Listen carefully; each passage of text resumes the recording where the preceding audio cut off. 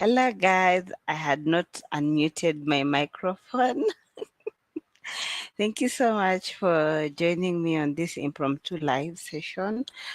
I know for the past 2 weeks we've not had a video here. I've just been going through a lot. Even right now, I'm not feeling well, but I have to push myself. So, welcome to today's live, and we're going to talk about digital content creation. And today I'm wearing my hat as Charity Heaven Digital, which is a branch of Charity Safe Haven that I recently been trying to launch. I offer services such as digital content strategies. On Saturday, 10 a.m., like I think just 45 minutes ago, I uploaded a video on my LinkedIn on my digital content creation series. So please continue supporting me if you need any of my services. My number is on always on each and every post I make. If you want a one-on-one digital content strategy session, you want to get into digital content creation, you want me to come and talk to you guys about digital content creation and nutrition, healthcare, I'm here, I'm available, and yes, let's work together. So today we're going to follow the format I normally use for all my live streams. We're going to be answering some few questions, about 10 of them, about just specific frequently asked questions I've come across on discussion forums, during my online research, from the questions I get on my form, and also on my DMs. I'm going to be answering some of them today. So if you have any questions for me about digital content creation, digital content strategy, how to get into digital content creation, feel free to leave them in the comment section. I'll be able to respond to them during this video, or I'll come back and respond to them after this live stream. If you're watching later, you just still leave your question. I'll be able to answer. I'll also leave the form if you have any questions. I also have a series on every Saturday. I know I've not been posting a lot, where I answer some of the most asked questions. So I hope we'll be able to understand each other why this session is very, very important. So the first question is, how exactly is technology transforming the nutrition profession today? And I feel like this is the most frequently asked question, because technology expands our reach, because these days everyone has one of these on their hand. So you go beyond the physical. Kitambo ilikuwa physical, you have to go meet someone physical, but with this and technology you can be able to have a wider base, a wider audience. And clients these days are the people who you want to reach out to are always on YouTube, are reading newsletters, are reading articles, they are on TikTok listening to those short clips. They are on online programs wanting to learn about nutrition and healthcare, and tools such as AI. I know people don't like talking about AI, but AI is supposed to make life easier. It's not supposed to take over. These people are over reliant on AI, so you end up not even editing or humanizing your work, which I don't agree with. If you're going to use AI, use it as a helpful tool and not something that takes over. We have apps such as I know My Fitness Pal, I know Calorimeter, I know Oraimo Health app, the upcoming apps. I don't know if there are any Kenyan apps that are dealing with nutrition. I always say that is always a niche someone can look into. We have wearables. I don't know where my smartwatch is, that can be able to help track your fitness, can be able to help you track how you sleep and the other aspects of lifestyle. I feel like they help monitor people's health, they help tell people the metrics, and also it helps just connect people in this digital content space. And I feel like it shapes public health conversation. Last year, or I beginning the beginning of this year, there was a trend on my what is it called, like how many steps you've walked, 10K steps. It was really a good trend, but I still continue with it some time when I get, because my work involves a lot of walking. So by default, most of the time I'm always walking almost 15,000 steps Yeah, so technologies allow nutrition experts such as us to educate, um, correct misinformation, and debunk myths. It helps build income because I know some people who are making a good, sizable amount of money online. I feel like with this platform, you're able to reach 100 people who you can't reach physically. That's what I feel. That's why I started this digital content creation side of Charity Safe Haven to just help anyone who is thinking about getting into the digital content space. And I feel like it's no longer about just what you know, it's about how far your knowledge can travel. And you know, misinformation travels so fast. So there's a lot of fad trends really trending, trendy diet, trendy things. So I want also nutrition evidence-based, science-based to be trendy. So that's why I'm pushing more, especially the upcoming generation, to embrace this. And if it can help you, why not? Yes. So the second question is, why should nutrition profession invest in digital content creation? I know, I wanted to say this in this particular question. Not everyone can be online. There are people who are doing their best work on their physical capacity. They have their offices, they have their clients, they can go meet people physically. You can also do that, but I'm talking to someone who is thinking about getting to the digital space, because I feel like it's one of the most powerful form of public health education right now. People search for nutrition guidance online before they even meet a professional. People Google. I have doctor friends who tell me, client anakuja ame Google signs and symptoms that they want to educate you. So people most of the time Google the signs, Google what they need before they come to you. Yeah. So when you share credible content, you become the trusted voice they can return to. That's why there's some nutritionists online who have a huge following, and they have people who actually follow and ask questions. So I feel like content builds your authority, it sets you aside as a thought leader, um, increases your visibility. I've been talking about visibility a lot, combats myths, attracts clients, and open doors for collaboration. I'm really big on collaboration, so reach out, let's collaborate. Also speaking opportunities, because most of the speaking opportunities I'm getting right now is through digital content creation. When I started becoming intentional about creating content, about posting online, about just doing everything, I feel like it opened doors for collaboration. It opened doors for some brand deals, especially for the Nutritionist Corner platform where I'm collaborating with Lillian. So I feel like your digital presence is your global CV. That's why I'm always telling you guys to optimize your LinkedIn, optimize your Instagram, optimize your TikTok. It's your global CV. Someone from another country, another continent would be able to see you through your CV, and that is your LinkedIn or your TikTok or your Facebook or your Instagram or your YouTube. So optimize it. Tell people who you are, and they can learn you through your digital presence. And some jobs, guys, are actually asking for your LinkedIn to see what you're doing. So be careful with what you post, and post things that are important to your career. Yes. So the third question is, what platform should nutrition professional prioritize, and why? For me, I'll answer this question this way. There's an episode I talked about the different platforms you can use.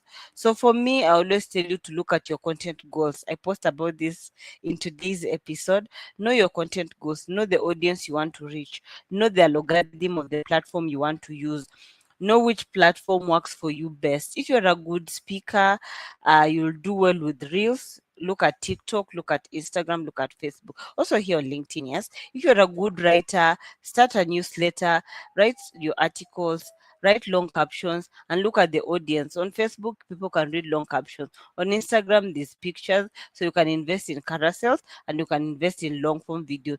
YouTube. So look at what algorithm or what platform works for your content goals. So I'm going to give you an example. So look at YouTube. It's best for deep educational, long form explanation like I'm doing right now. Also, I can talk for hours and it goes for hours and hours. Yes. And also building authority. Like when you come to Charity Safe Haven YouTube channel, you'll get to know what I do through life, nutrition, and experience. Instagram, TikTok, perfect for micro education, visibility, and community engagement. When you go live, when you post that reel, people comment, you respond. Yes. TikTok, you can go live, do the same. Educate, and on TikTok, there is where a lot of misinformation is being spread. So go there and debunk some of those myths. We have LinkedIn. It's powerful for professional positioning.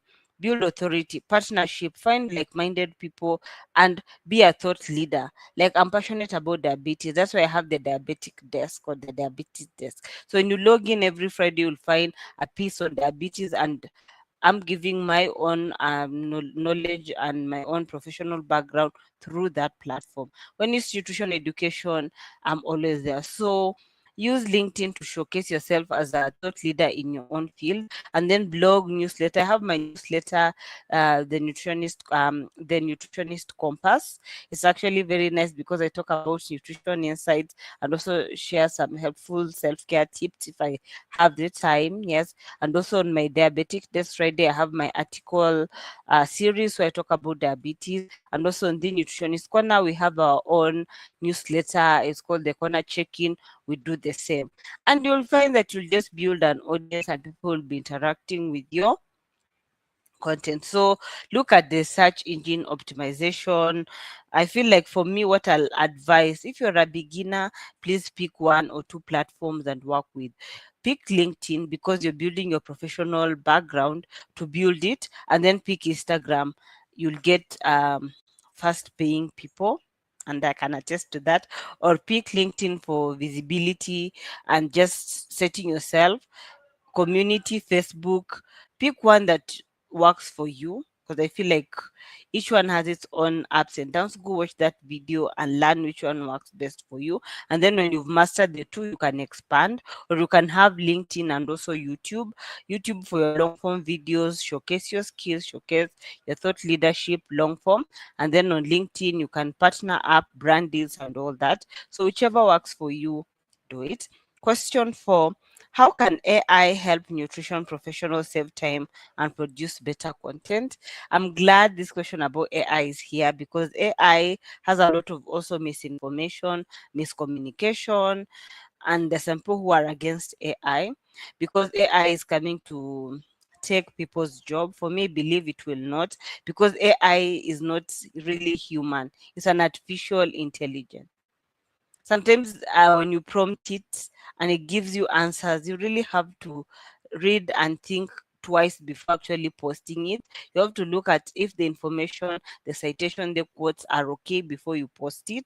Yes. So AI is supposed, for me, what I use AI for, let me give you a secret, is it assists me brainstorm what I already have. Like when I was coming up with this live, I had already had an idea of what I wanted to talk about. So when you're prompting the AI, you're prompting it to help you brainstorm on ideas, and it will give you a lot. Writing scripts, and then from the script you can now humanize it according to your platform and your audience. Editing videos sometimes, but for me, editing videos, I do it myself. If you want those services, Charity Event Digital also does that. I edit every video you come across, and you'll know my editing style because I do it myself.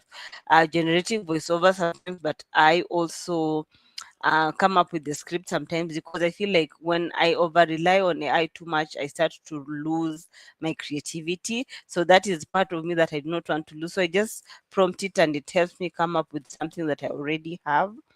And I feel like it helps me batch create content, especially for content calendar. I fully rely on AI, but sometimes I'm always stuck on what to do, and it simplifies my work. So I'm not against AI. For me, it helps me. It's a helping tool. It's an assistant. It's not going to take what I do, what I post on all across all social media or across all the pages I'm managing. I try my best to humanize it, do research before I actually post the content. AI should never replace your expertise. This amplifies what you already have. and it gives you time to focus on accuracy, empathy, and client care while handling repetitive, time consuming tasks. Let's say you have a 9 to 5 job and you're really struggling to mm, be consistent on your platform. So that one, I always sometimes rely on AI a little bit, but not too much. So please work with AI the best way you know. If you don't know, I know Elvis, he's a big here on LinkedIn, TikTok too. He always gives master classes on how to prompt AI and all that. For me, I always read it on my own so that I know how to prompt AI. There's just construction going on around me. So if you hear any funny noises, please focus on me. So question 5, what are the biggest mistakes nutrition content creators make? I know most of you look at me like, I know you're making, I also make some of these mistakes. One is trying to speak to everyone instead of choosing a niche. This is what I did. The first mistake I made when I was getting into digital content creation, I tried speaking to everyone all at once. I want to post about diabetes. I want to post about mother and child. I want to post about pregnancy. I want to post about old. I want to post about what is happening. I post up until I end up confusing myself. So what I did is I decided to settle on a niche. That's why I chose diabetes. That's why I chose digital content creation, and that is where I'm focusing mostly on. So overloading content with complex scientific language. Most people do not want to hear about detailed sciencey stuff. They want to understand what you're saying. So if you're talking from your own nutrition science background to someone who does not understand, they're not going to follow your content. Posting inconsistently or only posting when motivated. I know burnout is real. So sometimes when you post inconsistently, you lose your audience because people want someone who is posting every time you tell them you're going to post. So if you say your content is going to go out on Tuesday, 10 a.m., make sure on Tuesday, 10 a.m., you have a content. If it's Wednesday, same time, do the same. Because you'll be building a community and an audience that will be tuning in every Tuesday at 10 a.m. for an episode, or every Saturday, 10 a.m. for an episode. Yes. Ignoring designs and presentation. For me, aesthetics really matter. So please invest in your design, your logo, how you look, how you present yourself online is really important. Neglecting storytelling, like Lillian usually says, storytelling sells. So if you invest in storytelling, you take people through a journey, you're able to maintain an audience. Hatutaki kusikia watu wakiongea about those big things.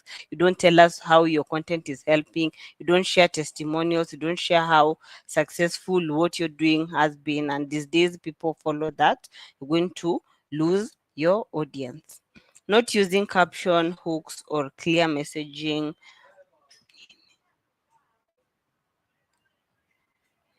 When you're creating content, you don't have caption, you just write a whole paragraph. You don't have a hook, someone anasoma tu anaona paragraph refu and they scroll past your content, or maybe you have something else to say. You don't have a message.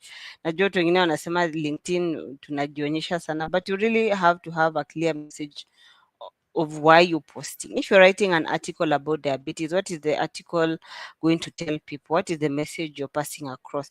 If you're recording a 15-second video on TikTok, what are you trying to pass to your audience? Yes. And the last one is creating without a strategy. And that's why I have my season 3, which I talk about strategy. These mistakes makes your content blunt. It doesn't blend out because you'll be following the masses, you'll be following the trend, and you'll be randomly posting rather than being intentional about the content you're building. So the next question is, what does nutrition content engaging and effective um, for online audiences? What makes nutrition content engaging and effective for online audiences? So engaging content is simple. I feel like this episode was episode 3. You have to use stories, you have to use before and after. Like I said, if you're using this strategy, how is it helping or how did it change you? You show before and after, um, versus facts, and also real life scenarios. So I feel, for me, I feel like effective content speaks to people's pain points. So if I'm a mother and I have a child and I'm struggling to breastfeed and I come across your content talking about helpful tips to help you effectively breastfeed, of course I'm going to follow you because that is my pain point. I'm a busy person. I have a 9 to 5 job and I can't create meals, and you make videos on easy recipes, of course I'm going to follow you because it's going to help make my life easier. So I feel like we should also learn that. So your goal should be to educate and inspire and not overwhelm. Don't put a lot of things in one videos. You can break them into series. Like series one, you show people how to make this type of food. Series two, episode or whatever you call them, until you finish passing the message you want to pass across. Because for me, that I feel like it's effective content creation. Like I posted today, go watch that video. Yeah. So question 7, how can nutritionists build trust and authority online? This is also one of the most commonly asked questions. I feel like trust comes from showing up consistently. Told about posting inconsistently and consistently posting. Yes. Because when I trust what you say, when I trust what you say, I'm going to follow you. So I know YouTube sometimes can be hard because building YouTube subscribers is quite difficult. So sometimes you might lose hope along the way. Yes. So I'm going to just give you helpful tips to help you grow. Yes. So the first one is share evidence-based content. You are a scientist. Nutrition is a science.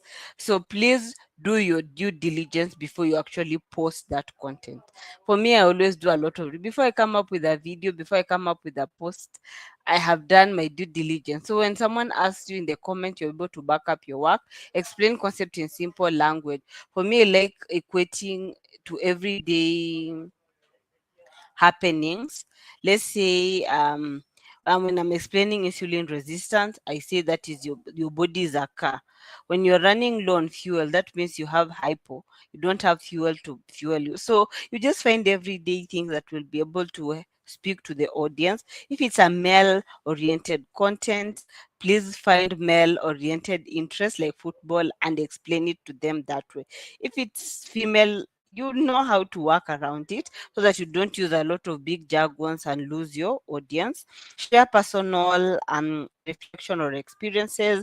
That's why most of the time when I'm green, I don't have anything to post, I write about my reflection about a certain topic. Especially when it comes to Tuesdays and Thursdays on my LinkedIn, that is where I share my personal reflection on some of the things I've learned throughout my whole career. Engage with your audience. If someone comments, I try my best to comment on each and every comment I get on my platform. So engage with it. One comment leads to another comment, and the algorithm will see people interacting with your content and it will push your content because it will see that is what people are interested. Also, these big digital content creators, influencers, they try their best to respond to each comment because it builds sort of a hype or a vibe. Like people are interacting with this content. Maybe this is what people like. So the algorithm of the platform will push that content ahead. So guys, comment. I will try my best to respond. Yes. So collaborate with other professionals in your field. You can come and collaborate with me, especially in this digital content platform on diabetes or nutrition. I'm available. Do that. Create a recognizable style and voice. For me, you've already seen my work. When you see such a post, know it's mine. Because for me, I use your logo colors to create or come up with your posters so that your brand colors are uniform. So if you see this gold or different types of gold, you know this is from Charity Heaven Digital. If you see green, you know that is from Charities of Heaven. When you see blue or sometimes green, you know that is from the diabetic desk because blue is the official color of diabetes. Yes. So authority is not built by being perfect, it's built by being dependable and knowledgeable in your niche. So if you're decided to focus on mother and child. Please go, and there are a lot of guys, there are a lot of papers on mother and child. I feel like that is the most well researched area. I know we're in the low middle income areas where we still have those problems, but when you go online, and also when I was attending my department's presentation, people are always doing research on mother and child. So there's no excuse that you will not find something to read on. Do invest, because they can also go online and read, So set yourself aside by mastering what you want to focus on. Yes. So going to look at the next question is, how can a nutrition professional balance professionalism and relatability online? Sometimes people will ask, I'm not comfortable being on screen. I don't know if people will like me. I don't. For me, I always tell you, be the authentic self. People recognize authenticity. Yes. So balance it by being the bridge between science and humanity. Humanize empathy. For me, I always start with empathy. Yes. Keep your content evidence based, but explain it with stories. Like when I talk to you guys, I try to bring in stories from my own experiences. Yes. Metaphor, humor, real example. If you've gone through, like there's a time my story, by the way, that video got a lot of views. I talked about a story experience during my internship. People related to the story because this is something that most of us earlier on in our nutrition career, we were faced. Like facing a nurse who doesn't know what nutrition is, so they give you a hard time. Starting online and then someone tells you, you're not doing a good job, or someone disputed what you're saying, or you meet another wellness influencer, or someone trying to be a nutritionist, trying to do your job. So you end up having a lot of issues. Yes. So you need to share your journey. Yes, your challenges, what you're learning. That's why I'm big on before and after. Professionalism is accuracy, relatability is connection. The best digital educators combine both. So you combine professionalism and relatability, which is the connection. When I tell you stories, you connect with stories. When I storytell, you connect with it. So use that. Storytelling is the best tool to use. That's why spend a day with me. Videos are doing well. That is why come along with me. Are doing a good job when you're cooking and you're telling a story, when you're doing makeup and you're telling a story. Those videos, TikTok, they do so well. Yes. So the second last question is, what trend will shape the future of digital nutrition education? I'm sorry, there are people outside who are making noise, so just bear with me. So the first one is personalized nutrition powered by AI. Because for me, I always see people fighting AI. But for me, I feel like AI is here to stay. So it's you to know how to utilize it. Wearable health data integration, something like continuous glucose monitors, they are becoming a thing. Smart scales, smart watches, and all that, they're becoming a thing, and people are really investing in them. Short form education, 30 to 60 second, and that is what people on TikTok are doing. Digital group coaching. These days, we are moving from the physical to the digital. People have WhatsApps. We also have our own WhatsApp in TNC where we meet like minded people networking. So I feel like s- smart people have those groups. You read a wider audience. You can have a group with 1,000 people. That is some 1,000 people you've reached, compared to having like a 10 physical meetup. Yes. Online community for accountability, especially on Facebook. Creator led education, replacing traditional lectures. That's why I'm moving away from lecturing and into doing these Q&As, into creating slides, coming up with slides and teaching you guys, because I feel like people don't want those traditional lectures. People don't want to be sitting for 1 hour and I have like a 30 minutes break. Yes. So interactive content like quizzes, micro courses, and virtual session. I feel like those are things that are upcoming. So from what I have mentioned, please pick something and work on it. It's a journey, it's consistency, it's discipline, and it's you not giving up even if the numbers are telling you to. You just keep on pushing. Yes. Nutrition is moving forward, accessible, bite-sized, tech-driven, and all that. Yes. So the final question is, what is your long-term vision for Charity Haven Digital? Thank you for that question. I appreciate it. So, Charity Heaven Digital, this is something that is a baby. It's still a seedling, it's still growing. And I feel like I want it to be a home for purpose driven, innovative nutrition education, where I'm merging the nutrition aspect and technology and digital content creation. So, my vision is to simplify complex nutrition for the digital world, like helping you leverage the digital tools for you to be a good educator online. I feel like to help you guys, professionals, to use content for to grow and educate, build a platform that merges compassion, creativity, and strategy, creates tools, template, and digital learning courses. Guys, there's so much at work with Charity Event Digital. All these episodes, I'm going to put them on a link. So if you want it, I think at a cost, you can be able to get them so that you can rewatch them and jumpstart your own journey. Champion evidence-based voices in online health courses. So for me, I feel like this will be a movement to bring technology and nutrition together to transform our community learn and also how we heal. So those are the questions I have from my comments. I don't see any more questions. I appreciate if you watched or if you'll watch later. I appreciate you. So keep tuning in every Saturday 10 a.m. on digital content creation series under the wing of Charity Haven Digital. I'll continue providing resources the best way I know how to, teaching so that you can be able to become good at what you do. Yes. So until next time, I've been yours. There's a lot of noise, so I will end the live here and we'll see each other next time. Bye.